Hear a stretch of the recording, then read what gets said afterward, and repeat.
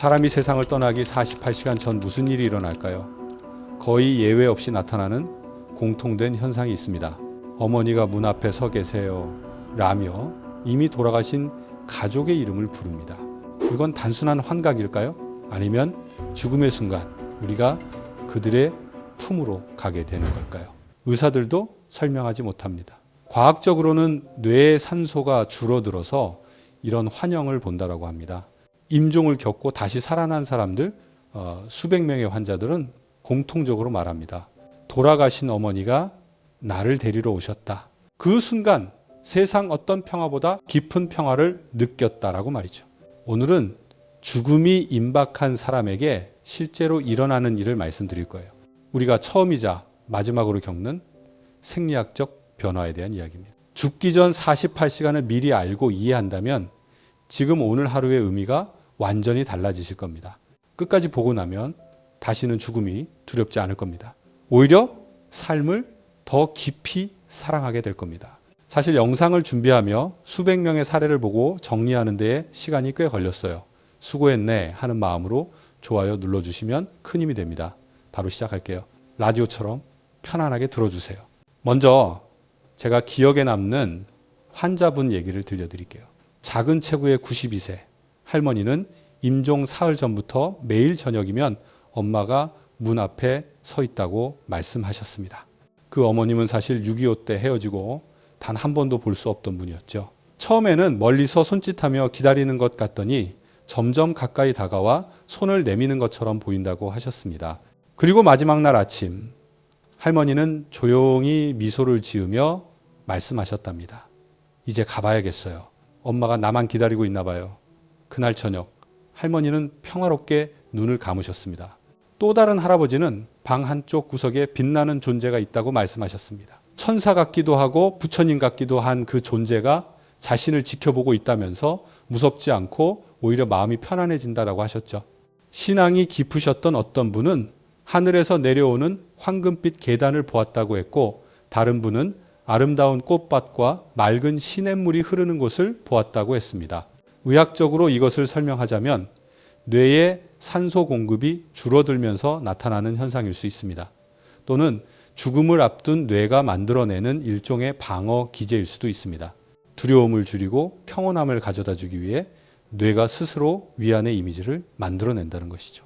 하지만 이것이 단순한 환각인지 아니면 우리가 이해할 수 없는 다른 차원의 경험인지는 아무도 확실히 말할 수 없습니다. 임종을 경험한 후 살아난 사람들, 이른바 임사체험을 한 분들도 비슷한 이야기를 많이 합니다. 터널을 지나 빛을 향해 갔다는 이야기, 돌아가신 가족들을 만났다는 이야기, 형언할 수 없는 평화로움을 느꼈다는 이야기들입니다. 중요한 것은 이런 경험이 환자에게 큰 위안을 준다는 사실입니다. 두려워하던 환자가 이런 경험을 한 후 갑자기 평온해지는 경우가 많습니다. 죽음이 끝이 아니라 또 다른 시작일지도 모른다는 희망을 갖게 되는 것이죠. 그러니 사랑하는 가족이 돌아가신 누군가를 본다고 말할 때 정신이 나간 것처럼 대하지 마세요. 헛것을 보시네 하며 부정하지 마세요. 대신 이렇게 물어보세요. 누가 보이세요? 무슨 말씀을 하시나요? 환자의 이야기를 진지하게 들어주는 것만으로도 큰 위안이 됩니다.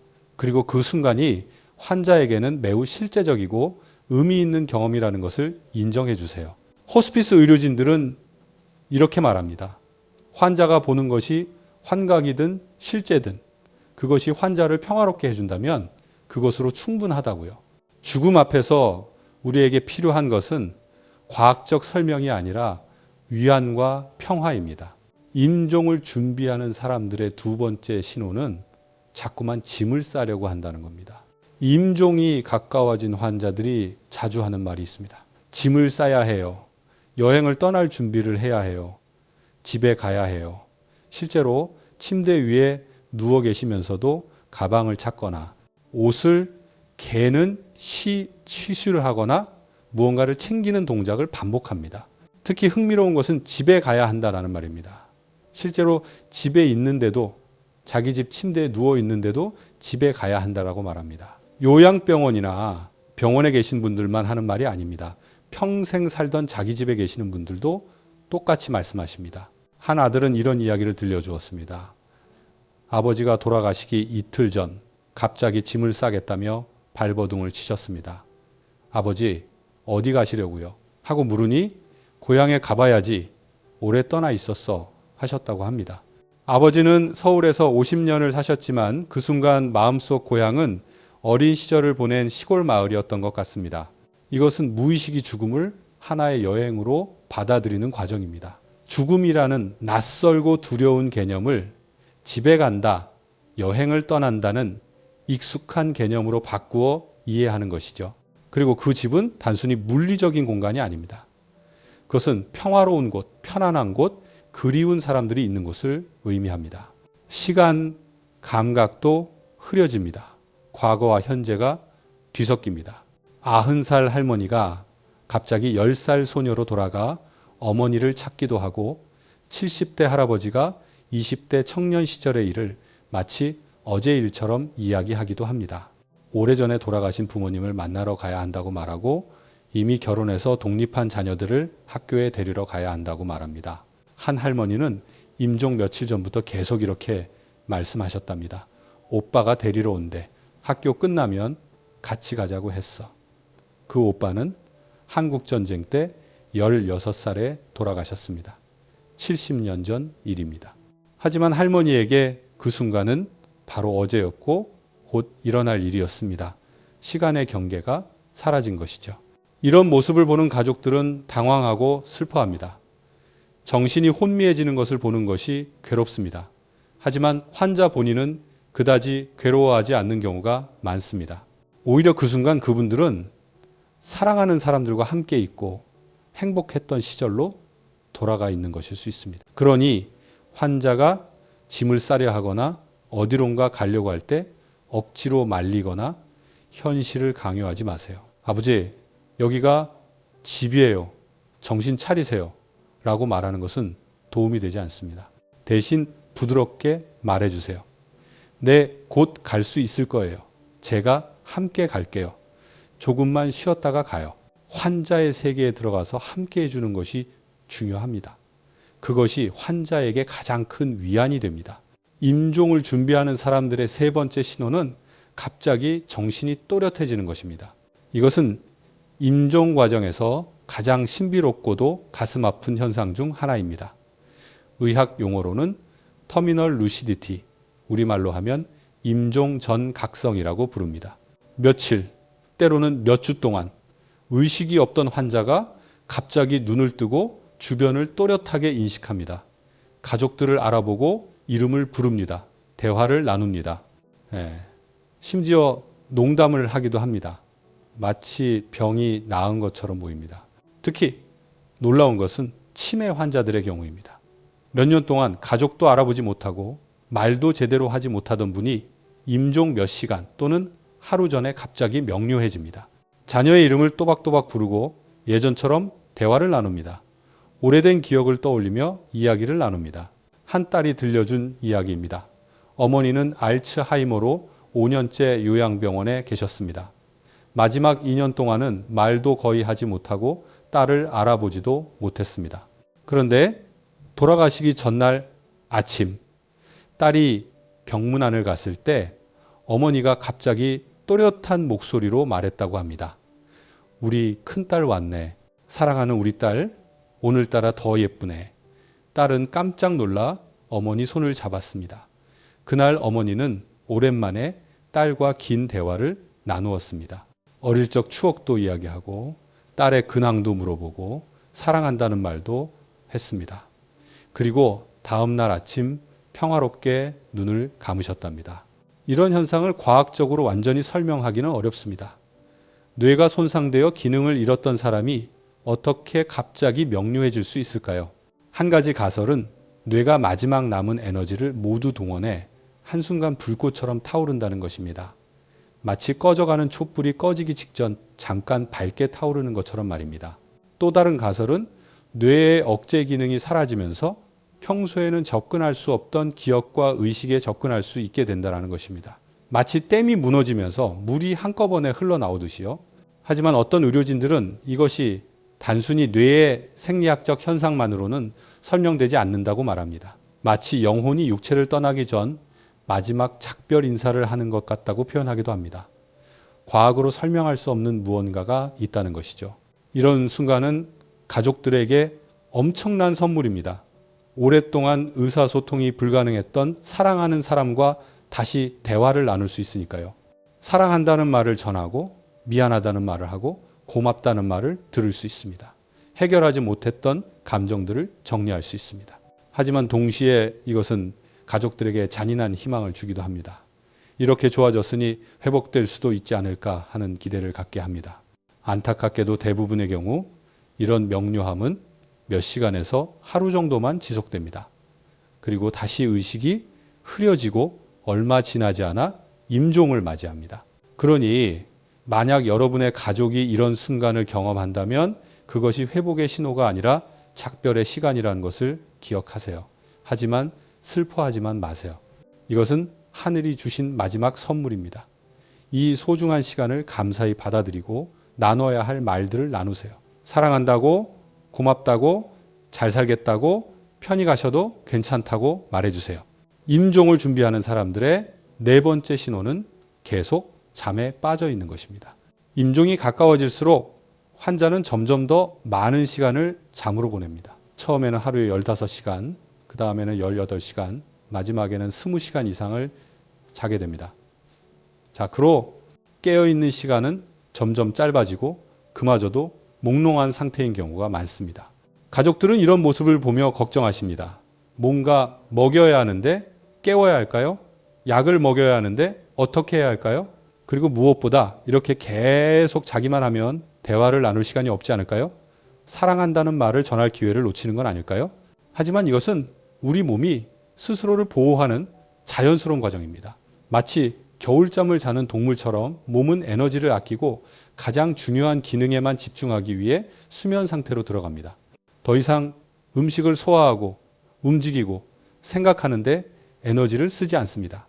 심장을 뛰게 하고 숨을 쉬는 데만 에너지를 사용합니다. 그리고 이 수면은 환자에게 고통을 덜어줍니다. 의식이 흐려지면서 통증도 덜 느끼게 됩니다. 두려움과 불안도 줄어듭니다. 어떤 의미에서는 이것이 자연이 우리에게 주는 마취제인 셈입니다. 수면의 질도 변합니다. 일반적인 수면처럼 렘 수면과 비렘 수면을 반복하는 것이 아니라 의식과 무의식 사이를 오갑니다. 때로는 눈을 뜨고 있지만 의식이 없는 것처럼 보이기도 하고 눈을 감고 있지만 주변 소리를 듣고 있기도 합니다. 그래서 환자가 자고 있는 것처럼 보여도 말을 걸어주는 것이 중요합니다. 청각은 가장 마지막까지 남는 감각이기 때문입니다. 반응이 없어도 눈을 뜨지 않아도 여러분의 목소리는 들리고 있을 가능성이 높습니다. 한 간호사가 들려준 이야기입니다. 어떤 할아버지가 이틀 동안 의식이 없으셨는데 손자가 찾아와 귓가에 대고 할아버지 사랑해요 라고 말했다고 합니다. 그 순간 할아버지의 눈에서 눈물 한 방울이 흘러내렸다고 합니다. 의식은 없어 보였지만 분명히 들었던 것이죠. 그러니 환자가 깨어나지 않는다라고 포기하지 마세요. 억지로 깨우려고 하지도 마세요. 그 대신 환자 곁에 앉아서 부드럽게 말을 걸어주세요. 손을 잡아주세요. 사랑한다고, 함께 있다고, 혼자가 아니라고 말해주세요. 임종을 준비하는 사람들의 다섯 번째 신호는 아무것도 먹지 않는 것입니다. 임종이 가까워지면서 식욕이 떨어지는 것은 가장 대표적인 특징 중 하나입니다. 평소 좋아하던 음식도 거부하고 물 한 모금 마시는 것조차 힘들어합니다. 이것은 가족들에게 가장 고통스러운 부분 중 하나이죠. 우리 문화에서 음식은 단순한 영양 공급이 아닙니다. 그것은 사랑과 돌봄의 표현입니다. 진지 드셨어요? 라는 인사말에서 알 수 있듯이 음식은 우리 관계의 중심에 있습니다. 어머니들은 평생 자식에게 밥을 먹이며 사랑을 표현해 왔습니다. 그런데 이제 그 자식이 혹은 배우자가 음식을 거부합니다. 뭐라도 먹어야 힘을 낼 수 있을 텐데 이대로 굶으면 어떻게 하나 하는 마음에 억지로라도 먹이고 싶어집니다. 한 며느리는 이런 이야기를 했습니다. 시어머니가 임종을 며칠 앞두고 계셨는데 아무것도 드시려 하지 않으셨답니다. 며느리는 시어머니가 평생 좋아하시던 음식들을 하나씩 만들어 갔습니다. 미역국도 끓이고 호박죽도 쑤고 잣죽도 만들었습니다. 하지만 시어머니는 한 수저도 채 비우지 못한 채 식사를 마치기 일쑤입니다. 며느리는 눈물을 흘리며 말합니다. 제가 정성이 부족한가 봐요. 어머니가 드실 만한 걸 만들지 못해서. 하지만 이것은 정성의 문제가 아닙니다. 몸이 더 이상 음식을 원하지 않는 것입니다. 이미 소화 기능이 멈춰가고 있고 신장도 제 기능을 하지 못합니다. 이 상태에서 음식을 억지로 먹이면 오히려 환자에게 고통을 줄 수 있습니다. 소화되지 않은 음식이 위장에 머물러 불편함을 유발하고 구토를 일으킬 수도 있습니다. 더 중요한 사실은 이 시기의 환자들은 배고픔이나 갈증을 거의 느끼지 않는다는 것입니다. 우리는 환자가 굶주리고 있다고 생각하지만 실제로 환자는 배고프지 않습니다. 오히려 음식을 먹지 않음으로써 몸에서 자연스러운 진통 물질이 분비되어 통증이 줄어든다고 합니다. 의학적으로 이것을 설명하면 이렇습니다. 음식을 먹지 않으면 몸에서 케톤이라는 물질이 생성됩니다. 이 케톤은 일종의 자연적인 진통제 역할을 합니다. 또한 탈수 상태가 되면 의식이 흐려지면서 고통을 덜 느끼게 됩니다. 자연이 우리에게 주는 마취제인 셈이죠. 그렇다면 우리는 무엇을 해줄 수 있을까요? 억지로 음식을 먹이는 것이 아니라 입안을 편안하게 해주는 것입니다. 물에 적신 스펀지나 거즈로 입술을 적셔주고 입안을 깨끗하게 닦아줍니다. 이것만으로도 환자는 훨씬 편안함을 느낍니다. 환자가 조금이라도 뭔가를 원한다면 설탕물을 입안에 뿌려주거나 좋아하던 음식의 국물을 숟가락으로 한두 방울 입술에 발라주는 것도 좋습니다. 하지만 환자가 거부한다면 억지로 하지 마세요. 대신 이것을 이해하세요. 음식을 거부하는 것은 포기가 아닙니다. 몸이 자연스러운 과정을 거치고 있는 것입니다. 여러분의 사랑은 음식이 아니라 다른 방식으로 전해질 수 있습니다. 이 손을 잡아주는 거, 곁에 앉아 있어주는 거, 부드러운 말을 건네는 것, 이런 것들이 환자에게 훨씬 더 큰 위안이 됩니다. 임종을 준비하는 사람들의 6번째 신호는 숨소리가 달라진다는 것입니다. 호흡의 변화는 가족들이 가장 예민하게 느끼는 부분입니다. 사람이 살아있다는 것을 가장 직접적으로 보여주는 것이 바로 호흡이니까요. 숨을 쉰다는 것은 살아있다는 것이고 숨이 멈춘다는 것은 죽음입니다. 그래서 호흡의 변화를 보는 것은 가족들에게 매우 두렵고 고통스러운 경험입니다. 정상적인 호흡은 일정한 리듬을 가지고 있습니다. 분당 12번에서 20번 정도 규칙적으로 숨을 들이쉬고 내쉽니다. 하지만 임종이 가까워지면 이 패턴이 완전히 무너집니다. 먼저 체인스토크스 호흡이라는 것이 나타납니다. 이것은 매우 독특한 패턴입니다. 숨을 점점 깊고 빠르게 쉬다가 갑자기 호흡이 얕아지고 느려집니다. 그러다 아예 숨을 멈추는 것처럼 보입니다. 10초에서 30초, 때로는 1분까지도 숨을 쉬지 않습니다. 가족들은 이 순간 심장이 맺습니다. 돌아가시는 건가 하는 생각에 숨이 막힙니다. 그런데 갑자기 다시 천천히 호흡이 시작되고 또 점점 빨라집니다. 이것이 반복됩니다. 이 패턴은 뇌의 호흡 중추가 제대로 기능하지 못하기 때문에 나타납니다. 산소와 이산화탄소의 농도를 정확히 감지하지 못해서 호흡이 불규칙해지는 것이죠. 또 다른 특징적인 소리가 있습니다. 숨을 쉴 때마다 목구멍에서 가글거리는 소리, 마치 물속에서 공기 방울이 올라오는 것 같은 소리가 납니다.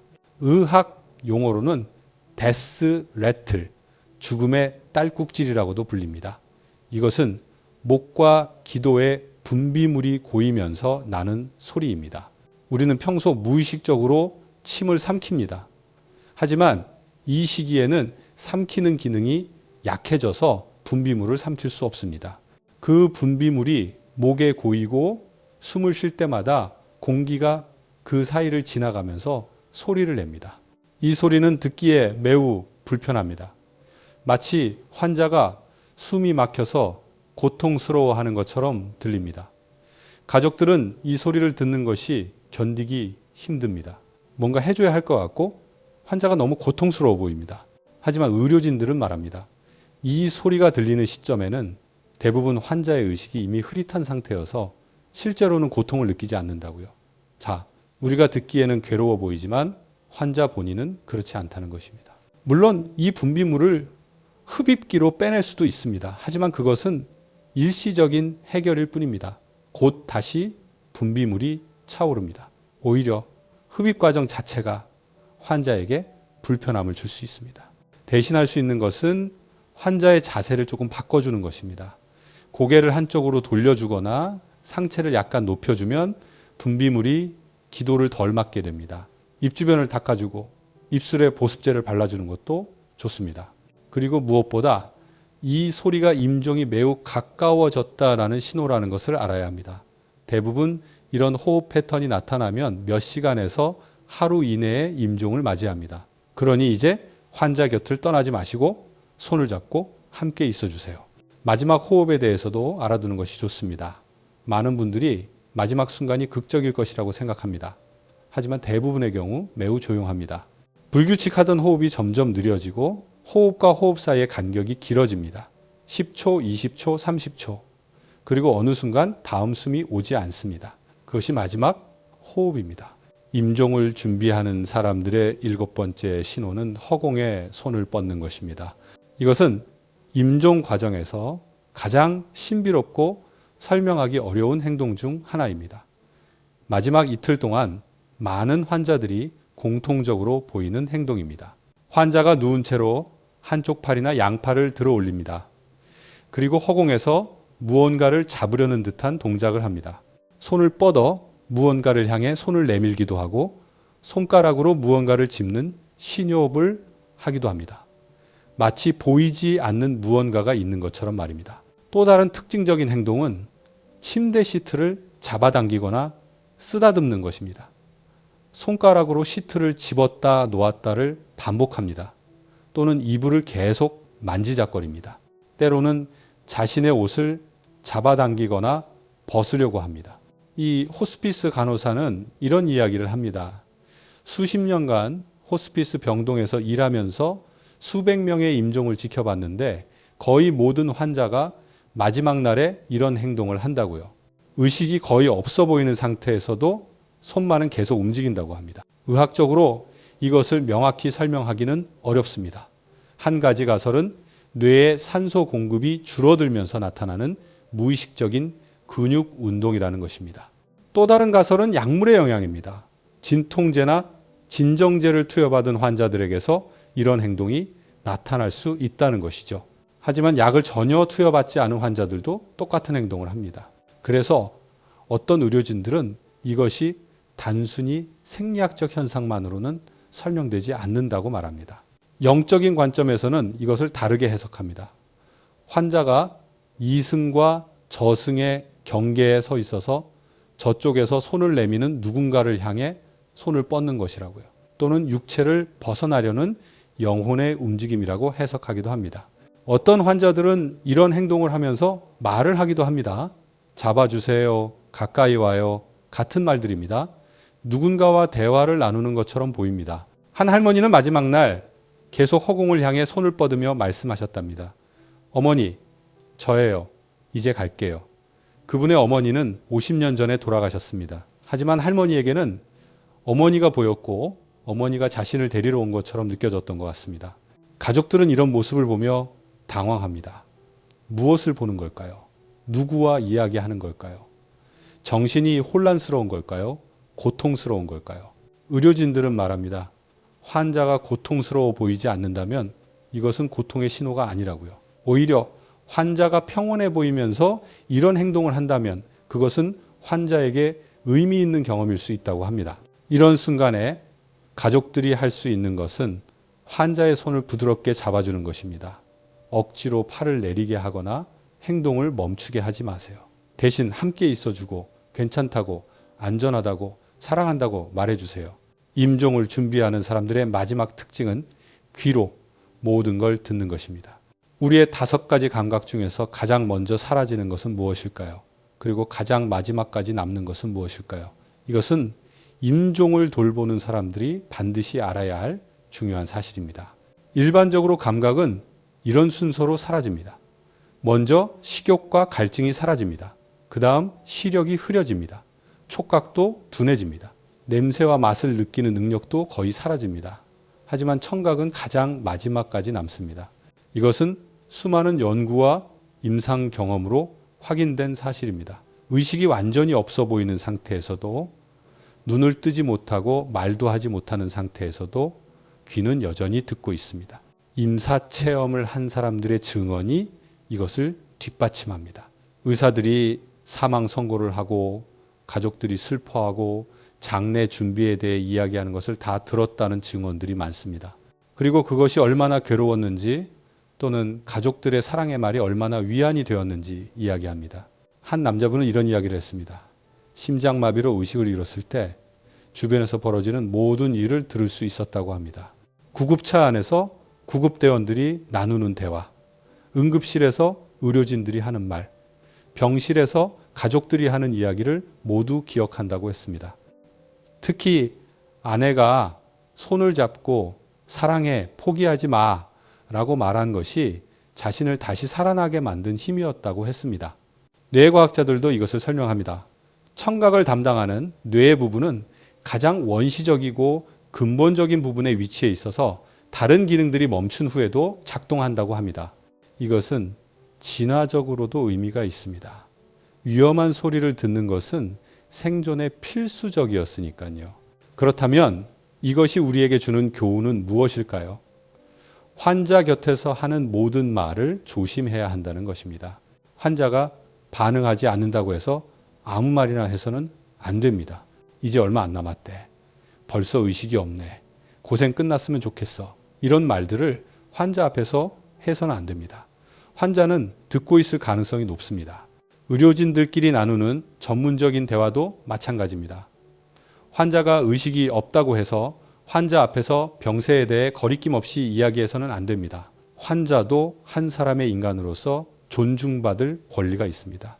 대신 이 시간을 사랑과 감사를 표현하는 시간으로 사용하세요. 환자의 손을 잡고 부드럽게 말을 걸어주세요. 아버지, 제가 여기 있어요. 혼자가 아니에요. 사랑해요. 항상 사랑했어요. 고마워요. 저를 낳아주고 길러주셔서 정말 고마워요. 아버지는 좋은 아버지였어요. 자랑스러워요. 편히 쉬세요. 괜찮아요. 우리는 잘 지낼 거예요. 이런 말들이 환자에게 얼마나 큰 위안이 되는지 모릅니다. 혼자가 아니라는 것, 사랑받고 있다는 것, 그리고 무엇보다 떠나도 괜찮다는 허락을 받는 것이 임종하는 분들에게는 매우 중요합니다. 어떤 환자들은 가족을 걱정하며 떠나지 못하고 붙잡고 있기도 합니다. 자신이 떠나면 가족들이 슬퍼할까봐 힘들어할까봐 걱정하는 것이죠. 이럴 때 가족들이 괜찮다고 잘 지낼 거라고 편히 가셔도 된다고 말해주는 것이 필요합니다. 음악도 좋습니다. 환자가 좋아하던 음악을 조용히 틀어주세요. 찬송가든 불경이든 가곡이든 환자가 평생 사랑했던 음악은 마지막까지 위안이 됩니다. 익숙한 멜로디는 환자를 편안하게 해줍니다. 책을 읽어주는 것도 좋습니다. 성경이나 불경 또는 환자가 좋아했던 신화 산문을 조용히 읽어주세요. 내용을 이해하지 못할 수도 있지만 사랑하는 사람의 목소리를 듣는 것 자체가 위안입니다. 그리고 침묵도 괜찮다는 것을 기억하세요. 계속 말을 해야 한다는 부담을 가질 필요는 없습니다. 그냥 곁에 앉아서 손을 잡고 함께 있어주는 것, 그것만으로도 충분합니다. 여러분의 존재 자체가 가장 큰 위안입니다. 지금까지 우리는 임종 48시간 전에 나타나는 신체적 신호들에 대해 이야기했습니다. 이제 질문을 바꿔보겠습니다. 이런 신호들을 아는 것이 우리 삶에 어떤 의미를 줄까요? 죽음을 이해하는 것이 우리를 어떻게 변화시킬까요? 독일의 철학자 하이데거는 이런 말을 했습니다. 인간은 죽음을 향한 존재라고요? 우리는 태어나는 순간부터 죽음을 향해 걸어가고 있습니다. 하지만 대부분의 사람들은 이 사실을 외면하고 살아갑니다. 마치 죽음이 남의 일인 것처럼 또는 아주 먼 미래의 일인 것처럼 생각합니다. 하이데거는 말합니다. 진정으로 산다는 것은 자신이 언젠가 죽는다는 사실을 받아들이고 사는 것이라고요. 죽음을 외면하는 삶은 진정한 삶이 아니라고 합니다. 자, 그러보니 왜일까요? 죽음을 생각하면 우리는 삶을 다르게 보기 시작합니다. 무한히 많은 것처럼 느껴지던 시간이 사실은 유한하다는 것을 깨닫습니다. 내일이 당연히 올 거라고 생각했지만 그것이 보장된 것이 아니라는 것을 알게 됩니다. 아흔을 넘기고 호스피스 병동에 오신 할아버지가 이런 이야기를 해주셨습니다. 환갑이 넘었을 때 친한 친구가 갑자기 세상을 떠나버렸어. 전날까지 함께 술을 마시고 웃던 친구가 다음날 심장마비로 갑자기 가버린 거야. 허무했지. 그리고 죽음이 남의 일이 아니라는 것을 깨달았어. 아무 인사도 못하고 죽어버리면 내 삶에 뭘 남길 수 있을까 고민됐어. 할아버지는 그 이후로 삶이 달라졌다고 하셨습니다. 하고 싶은 일을 미루지 않게 되었고, 사랑하는 사람들에게 더 자주 연락하게 되었고, 사소한 일로 화내는 것이 부질없어졌다고 합니다. 죽음을 생각한다는 것은 우울하거나 비관적이 되는 것이 아닙니다. 오히려 그 반대입니다. 죽음을 인식하는 순간 삶이 더욱 소중해지고 생생해집니다. 매일매일이 선물처럼 느껴집니다. 평범했던 일상이 기적처럼 느껴집니다. 아침에 눈을 뜬다는 것, 사랑하는 사람의 얼굴을 본다는 것, 따뜻한 밥을 먹는다는 것, 햇살을 느낀다는 것, 이 모든 것이 당연한 것이 아니라 축복이라는 것을 알게 됩니다. 언젠가는 이 모든 것을 할 수 없는 날이 온다는 것을 알기 때문입니다. 스티브 잡스도 비슷한 말을 했습니다. 매일 아침 거울을 보며 스스로에게 물었다고 합니다. 오늘이 내 인생의 마지막 날이라면 나는 오늘 하려고 하는 일을 할 것인가? 그 대답이 며칠 연속 아니오라면 뭔가 바꿔야 한다는 신호라고 했습니다. 우리도 이렇게 물어볼 수 있습니다. 내게 남은 시간이 1년밖에 없다면 나는 무엇을 할 것인가? 한 달밖에 없다면, 일주일밖에 없다면, 그렇게 생각하면 정말 중요한 것과 그렇지 않은 것이 명확해집니다. 사소한 일로 다투는 것이 얼마나 부질없는지 알게 됩니다. 남의 눈치를 보며 하기 싫은 일을 하는 것이 얼마나 아까운 시간 낭비인지 깨닫습니다. 언젠가 하겠다고 미루던 일들을 지금 당장 해야 한다는 것을 느낍니다. 특히 우리 나이가 되면 이것이 더 절실하게 다가옵니다. 61흔이 되면 우리에게 남은 시간이 많지 않다는 것을 압니다. 친구들이 하나둘 세상을 떠나는 것을 보며 우리 차례도 곧 올 것이라는 것을 느낍니다. 하지만 이것이 우울한 일일 필요는 없습니다. 오히려 이것은 우리를 자유롭게 합니다. 죽음을 받아들이면 죽음에 대한 두려움이 줄어듭니다. 그리고 두려움이 줄어들면 더 용감하게 살 수 있습니다. 하고 싶은 말을 하고 하고 싶은 일을 하고 사랑하는 사람에게 사랑한다고 말할 수 있습니다. 죽음을 생각하는 것은 삶을 포기하는 것이 아닙니다. 오히려 삶을 더 깊이 더 진실하게 사는 방법입니다. 죽음을 기억하는 자만이 진정으로 산다는 하이데거의 말은 바로 이런 의미입니다. 고대 로마의 철학자들은 메멘토 모리라는 말을 자주 했습니다. 라틴어로 죽음을 기억하라는 뜻입니다. 그들은 매일 아침 일어나면서 오늘이 마지막 날일 수 있다는 것을 상기했습니다. 로마의 황제 아우렐리우스는 자신의 일기에 이렇게 썼습니다. 아침에 일어나기 힘들 때 나는 인간의 일을 하기 위해 일어난다고 생각한다. 내가 하도록 만들어진 일을 하러 가는데 어찌 불평할 수 있겠는가? 아니면 나는 이불 속에서 따뜻하게 있으려고 태어난 것인가? 그는 또 이렇게 말했습니다. 당신이 만나는 사람이 오늘 죽을 수도 있다고 생각하라. 당신 자신도 오늘 죽을 수 있다고 생각하라. 그러면 당신은 그들에게 더 친절하게 대할 것이고 덜 화를 낼 것이며 더 사랑할 것이다. 이것은 비관적인 생각이 아닙니다. 오히려 매우 실용적이고 지혜로운 삶의 방식입니다. 죽음을 매일 연습하면 우리는 더 잘 살 수 있습니다. 한 할머니가 이런 이야기를 들려주셨습니다. 남편과 40년을 함께 살았는데 당연한 것처럼 여겼답니다. 매일 함께 아침을 먹고 함께 TV를 보고 함께 잠들었죠. 가끔 다투기도 했고 짜증을 내기도 했습니다. 그런데 남편이 암 진단을 받고 시한부 판정을 받았을 때 모든 것이 달라졌다고 합니다. 갑자기 남편과 함께하는 매 순간이 소중해졌답니다. 아침을 함께 먹는 것, 손을 잡고 산책하는 것, 함께 웃는 것, 이 모든 것이 기적처럼 느껴졌다고 합니다. 할머니는 말씀하셨습니다. 왜 진작 이렇게 살지 못했을까요? 남편이 언젠가 떠난다는 것을 진작 알았더라면 사소한 일로 다투지 않았을 텐데, 더 많이 사랑한다고 말했을 텐데. 우리는 모두 이것을 알고 있습니다. 하지만 일상에 묻혀 있고 살아갑니다. 배우자가, 자식이, 부모가, 친구가 영원히 우리 곁에 있을 것처럼 생각합니다. 그래서 고맙다는 말, 사랑한다는 말, 미안하다는 말을 미룹니다. 내일 해도 되니까, 다음에 해도 되니까. 하지만 내일은 보장되지 않습니다. 오늘 함께한 사람이 내일은 없을 수도 있습니다. 오늘 아침 인사가 마지막 인사가 될 수도 있습니다. 그래서 고대 철학자들은 말했습니다. 매일 죽음을 연습하라고요. 매일 저녁 잠들 때 오늘이 마지막 날이었다면 후회할 것이 없는지 돌아보라고 했습니다. 해야 할 말을 하지 못한 것은 없는지, 해야 할 일을 미룬 것은 없는지 생각해 보라고 했습니다. 또한 그들은 말했습니다. 오늘 만난 사람들에게 그들이 내일은 없을 수도 있다고 생각하며 대하라고요. 그러면 더 친절하게, 더 인내심 있게, 더 사랑스럽게 대할 수 있을 것이라고 했습니다. 이것은 우울한 생각이 아닙니다. 오히려 이것은 우리를 더 깨어있게 하고 더 현재에 집중하게 하고 더 감사하게 만듭니다. 매일 아침 일어나서 이렇게 생각해 보세요. 오늘 하루가 주어진 것에 감사합니다. 오늘이 마지막 날이라면 무엇을 하고 싶은지 생각해 보세요. 그리고 그것을 하세요. 미루지 마세요. 만나는 사람들에게 더 따뜻하게 대하세요.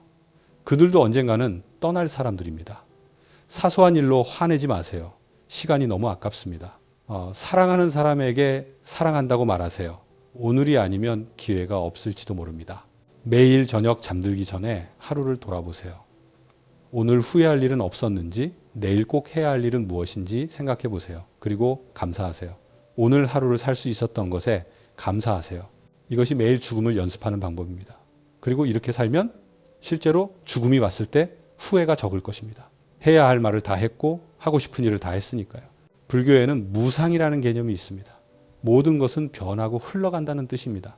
영원한 것은 없습니다. 태어난 것은 반드시 죽고 만난 사람은 반드시 헤어지고 쌓은 것은 무너지고 젊음은 늙음이 됩니다. 이것은 슬픈 진리일까요? 많은 사람들이 그렇게 생각합니다. 사랑하는 사람도 떠나고 건강도 잃고 젊음도 사라진다는 것이 슬프게 느껴집니다. 그래서 우리는 붙잡으려 합니다. 영원히 함께 있겠다고 약속하고 젊음을 유지하려 애쓰고 변하지 않으려 노력합니다. 하지만 불교는 말합니다. 이 집착이 바로 고통의 원인이라고요. 변하는 것을 변하지 않게 하려는 시도, 흘러가는 것을 붙잡으려는 노력, 이것이 우리를 괴롭게 한다는 것입니다. 한 스님이 이런 이야기를 들려주었습니다. 한 여인이 스님을 찾아와 울며 말했습니다. 스님, 제 아들이 죽었어요. 너무 슬퍼서 살 수가 없어요. 제 아들을 살려주세요. 스님은 말했습니다. 내가 도와주겠소. 마을을 돌아다니며 죽은 사람이 한 명도 없는 집에서 겨자씨 한 줌을 얻어오시오. 그러면 당신 아들을 살려주겠소. 여인은 희망을 품고 마을을 돌아다녔습니다. 하지만 모든 집에 죽은 사람이 있었습니다. 이 집은 할아버지가 돌아가셨고 저 집은 아기가 죽었고 또 다른 집은 어머니를 잃었습니다. 여인은 깨달았습니다. 죽음은 나만의 슬픔이 아니라 모든 사람의 슬픔이라는 것을, 그리고 죽음은 피할 수 없는 삶의 일부라는 것을 말입니다. 이 깨달음이 여인의 슬픔을 없애주지는 못했습니다. 하지만 그 슬픔을 받아들이게 해주었습니다. 모든 것은 흘러간다는 진실을 받아들이게 해주었습니다. 우리 나이가 되면 이것을 더욱 절실히 느낍니다. 젊었을 때의 건강은 사라지고 부모님은 돌아가시고 친구들도 하나둘 떠납니다. 변화를 피할 수 없다는 것을 알게 됩니다. 하지만 이것을 받아들이면 오히려 자유로워집니다. 집착에서 벗어날 수 있습니다. 모든 것이 일시적이라는 것을 알면 현재 가진 것에 더 감사하게 됩니다. 영원하지 않기에 더욱 소중한 것입니다. 벚꽃이 아름다운 이유는 일주일 만에 지기 때문입니다.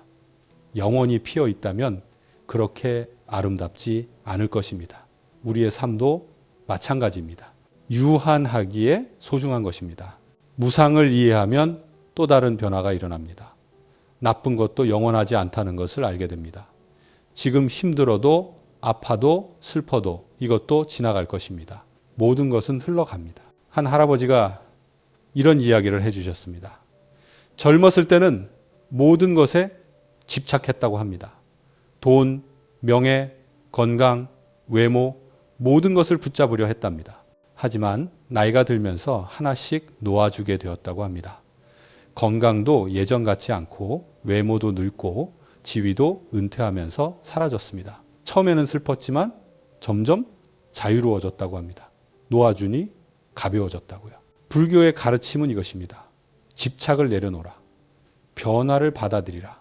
모든 것은 흘러간다는 진실을 이해하라.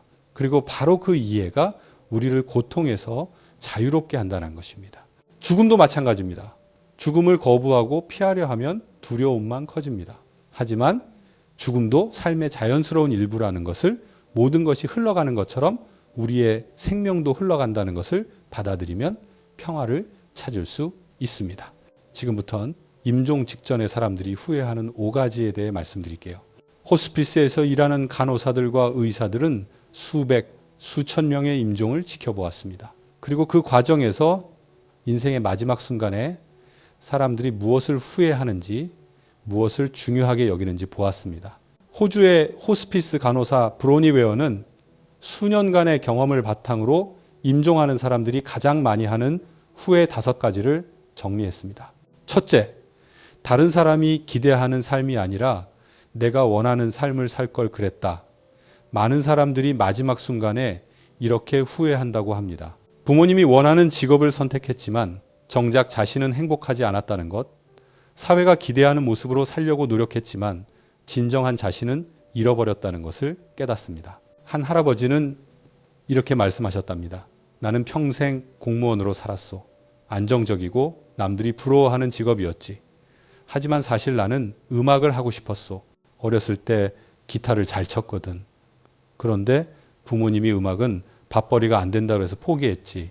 지금 생각하면 가난해도 좋으니 내가 좋아하는 일을 할 걸 그랬소. 둘째, 그렇게 열심히 일하지 말 걸 그랬다. 특히 남성들이 많이 하는 후회입니다. 일에 매달려 가족과의 시간을 놓쳤다는 후회, 자녀가 자라는 모습을 보지 못한 후회, 배우자와 함께하는 시간을 충분히 갖지 못한 후회를 합니다. 임종을 앞둔 사람들은 말합니다. 일을 조금 덜 했더라도 크게 달라지지 않았을 것이라고요. 하지만 그 시간에 가족과 함께 했더라면 얼마나 좋았을까 하고 후회한다고 합니다. 셋째, 내 감정을 표현할 용기를 가질 걸 그랬다. 사랑한다는 말, 미안하다는 말, 화난다는 말, 슬프다는 말, 이런 감정들을 솔직히 표현하지 못하고 억누르며 살았다는 후회입니다. 특히 우리 세대는 감정 표현을 약한 것으로 여기며 자랐기 때문에 이런 후회가 더 큽니다. 한 할머니는 말씀하셨습니다.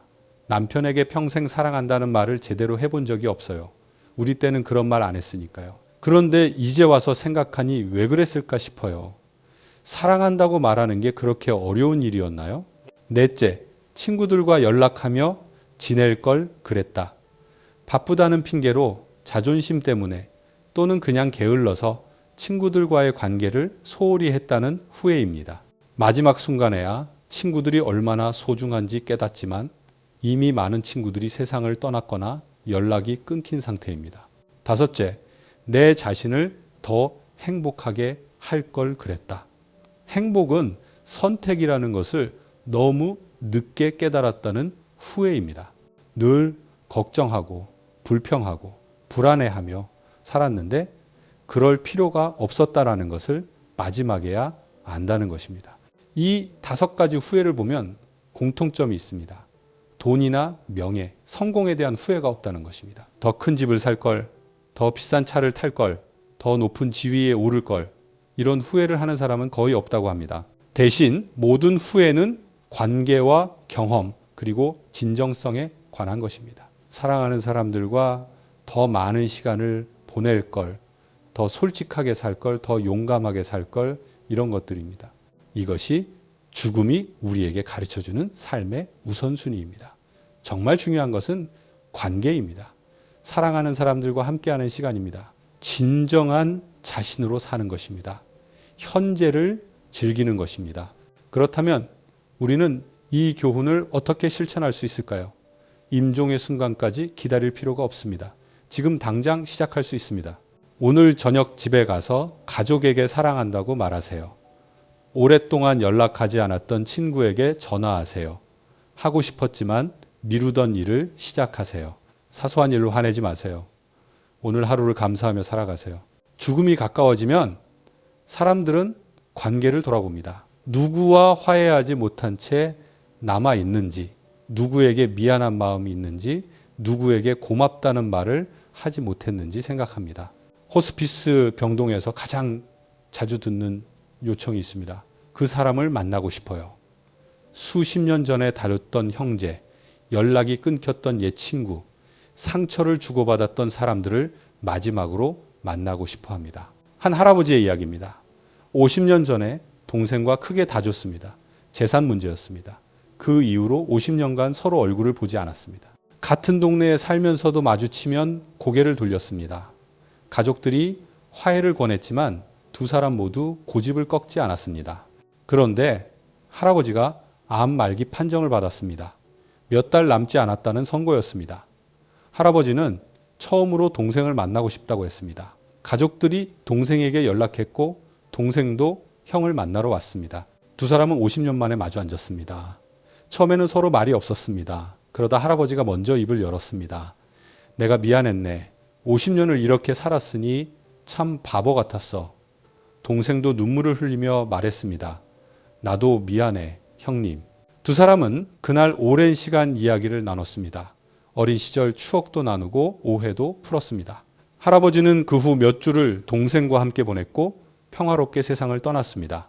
이런 이야기는 호스피스 병동에서 흔히 볼 수 있습니다. 죽음을 앞두고서야 사람들은 깨닫습니다. 그 다툼이, 그 자존심이, 그 분노가 얼마나 부질없는 것이었는지를요. 돈 때문에, 체면 때문에, 사소한 오해 때문에 가족과 친구를 잃고 사는 것이 얼마나 어리석은 일인지를 마지막 순간에야 알게 됩니다.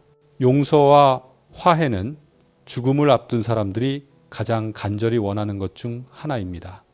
자신이 상처 입힌 사람에게 용서를 구하고 자신에게 상처 준 사람을 용서하기를 원합니다. 심리학자들은 말합니다. 용서는 상대방을 위한 것이 아니라 자신을 위한 것이라고요. 분노와 원망을 품고 사는 것은 자신을 독약을 먹이는 것과 같다고 합니다. 용서는 그 독약을 내려놓는 것입니다. 한 할머니는 이런 이야기를 하셨습니다. 남편이 젊었을 때 바람을 피웠다는 것을 알았지만 자녀들 때문에 참고 살았답니다. 하지만 평생 그 분노를 품고 살았고 남편에게 냉정하게 대했다고 합니다. 그러다 남편이 임종을 앞두게 되었고 할머니는 그제야 생각했답니다. 이대로 보낼 수는 없다고요. 할머니는 남편의 손을 잡고 말했습니다. 당신을 용서해요.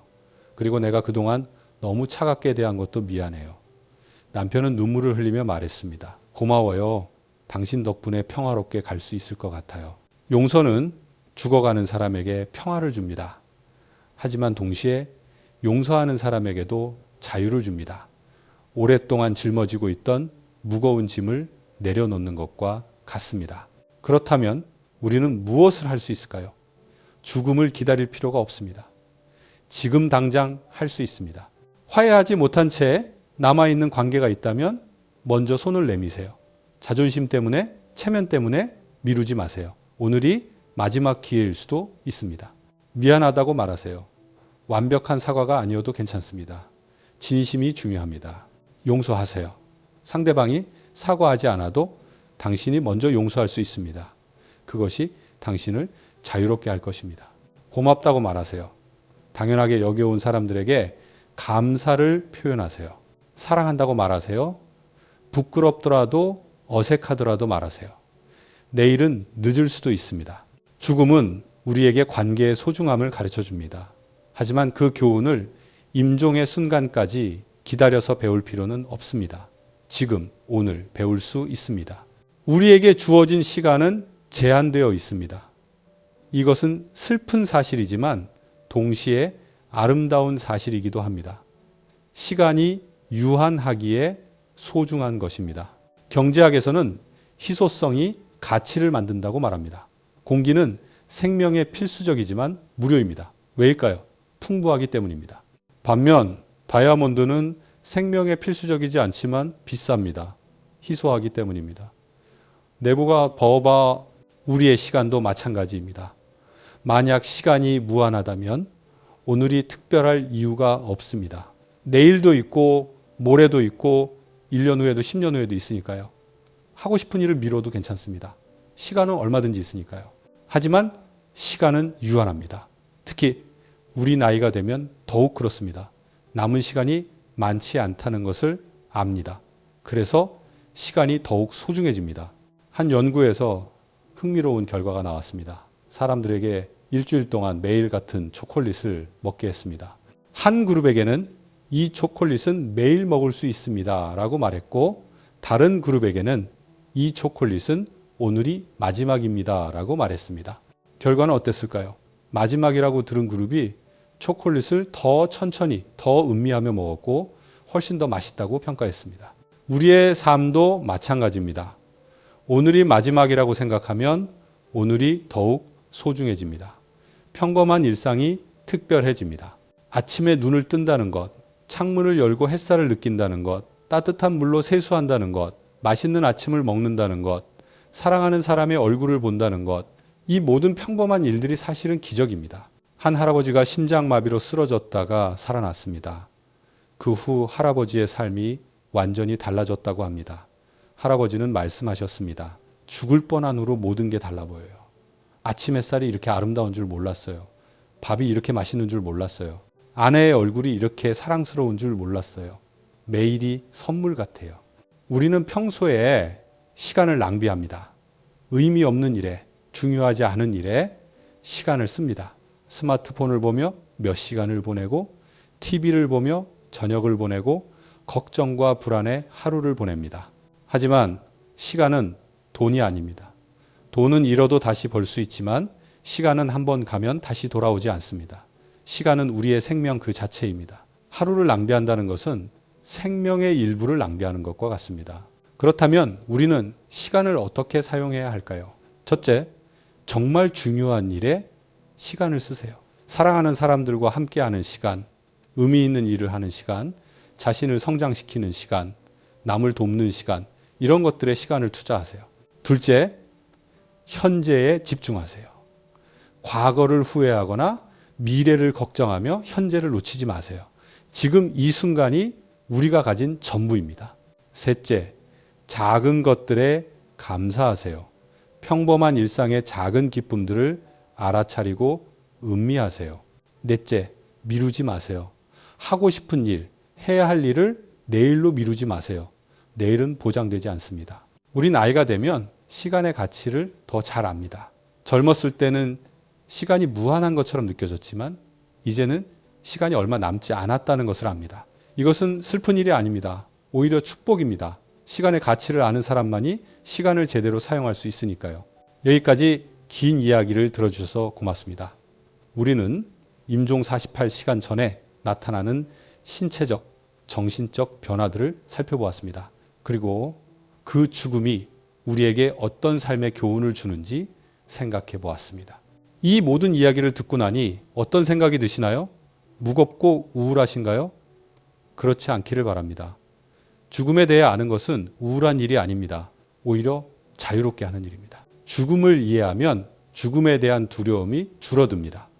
사랑하는 사람의 임종을 지킬 때 당황하지 않고 평온하게 대할 수 있습니다.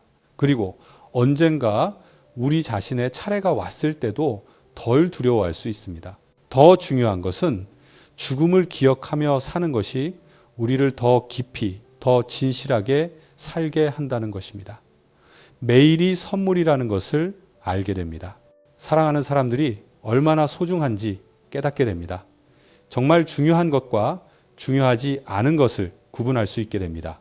오늘 집에 돌아가시거든 사랑하는 사람을 꼭 안아주세요. 사랑한다고 말하세요. 고맙다고 말하세요. 미안했던 일이 있다면 사과하세요. 화해하지 못한 관계가 있다면 먼저 손을 내미세요. 그리고 매일 아침 눈을 뜨면 감사하세요. 오늘 하루가 주어진 것에 감사하세요.